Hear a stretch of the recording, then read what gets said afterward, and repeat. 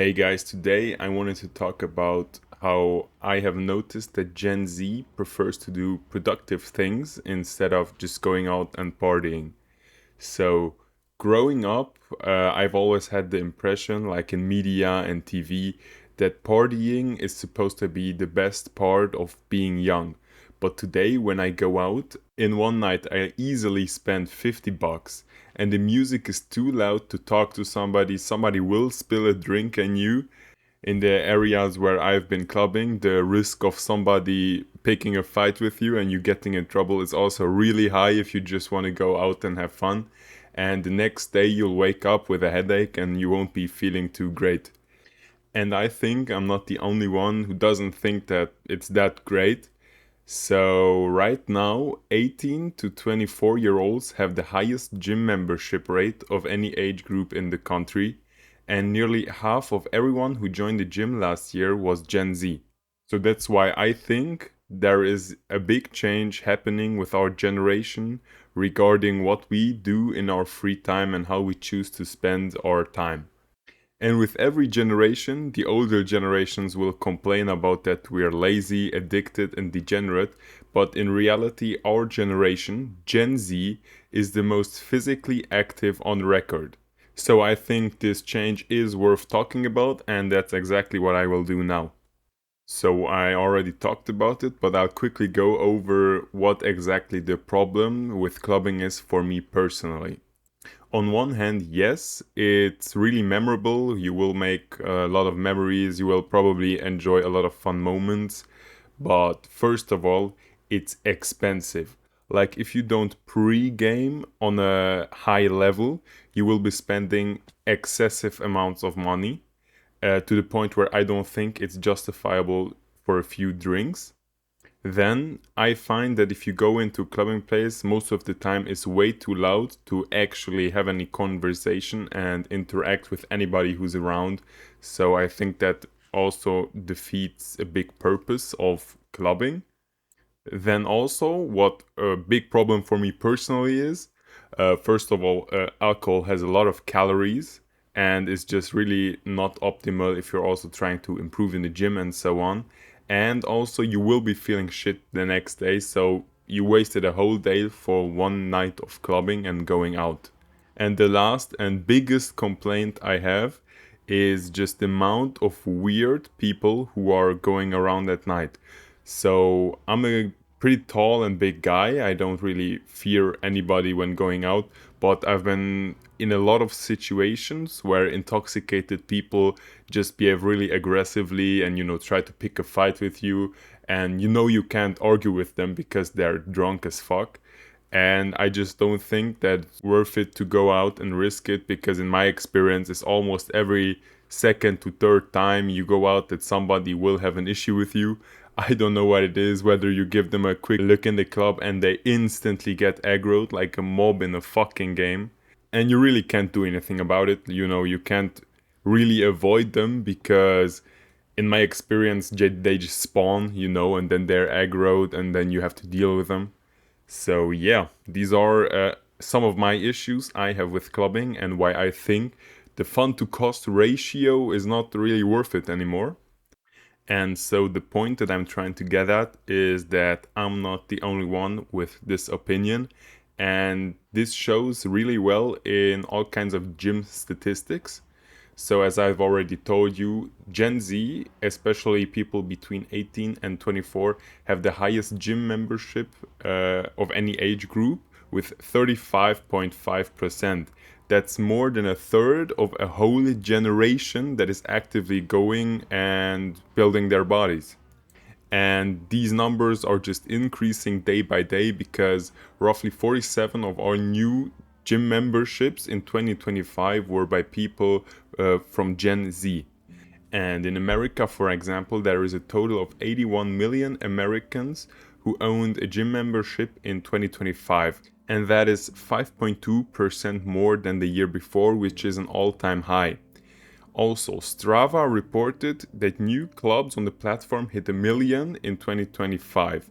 So running clubs grew 3.5 times, and hiking clubs grew 5.8 times in 1 year. So it's not just the gym, but all kinds of like fitness activities and sports that you can do.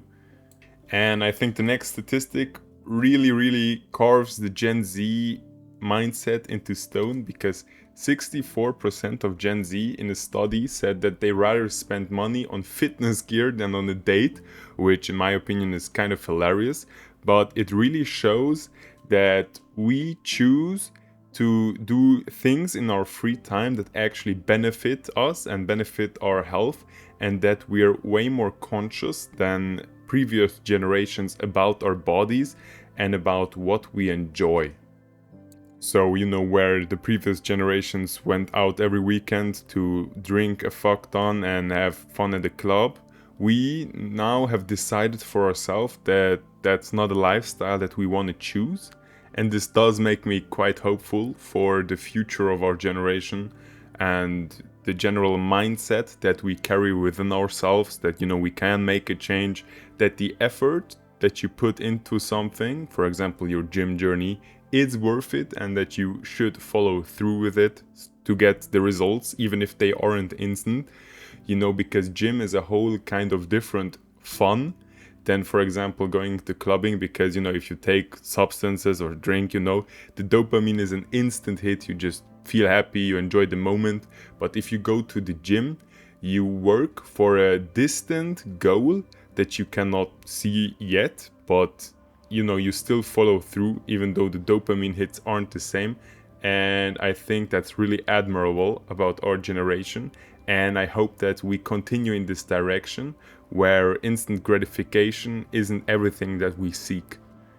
Although, on the side note, we are all addicted to social media and short form content, so we are not exempt from like these dopamine hits, just saying.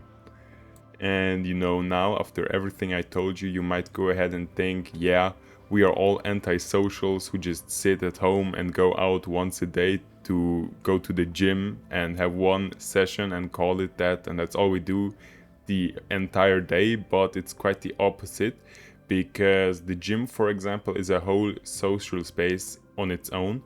Because, for example, 81% of Gen Z gym goers take group fitness classes.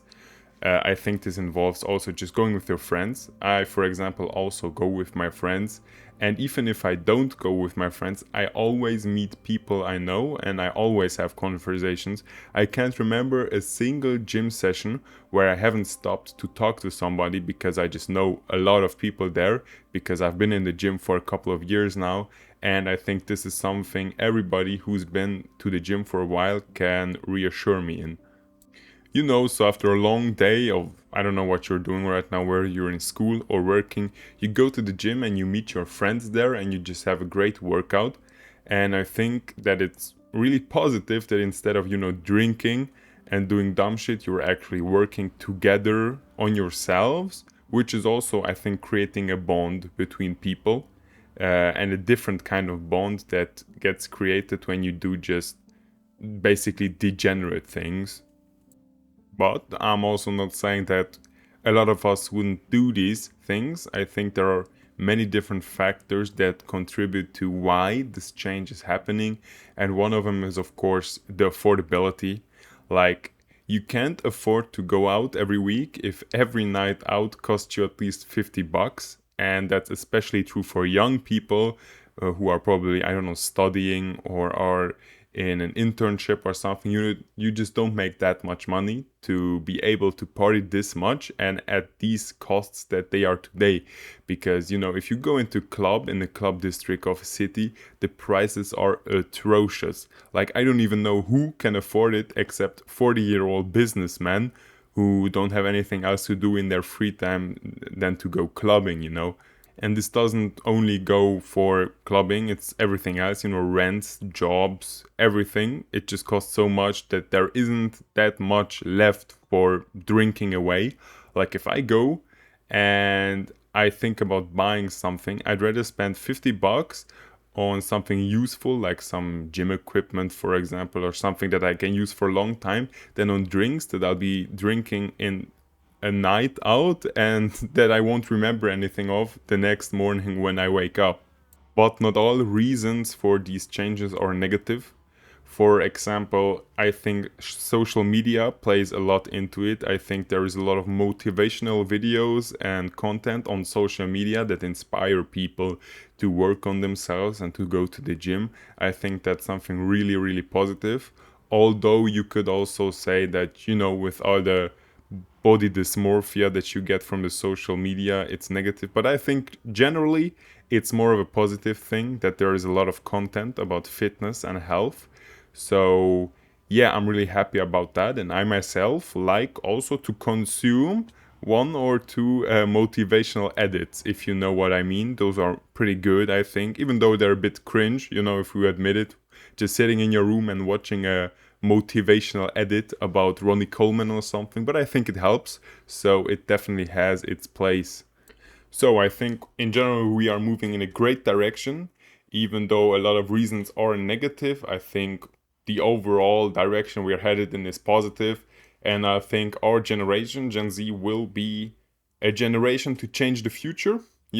That's my perspective on it, because I think us being the first generation to grow up completely with social media and everything, I think we're just different than the people before us. And I think that in a positive way, for the most part, I don't agree with 7 year olds having an iPad and just doing that LA.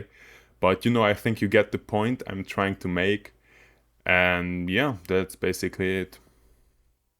Don't forget to subscribe and like the video if you made it this far. The YouTube algorithm has been treating me really rough the last couple of videos. So I'm hoping for any support of you guys, because yeah, it's tough out there.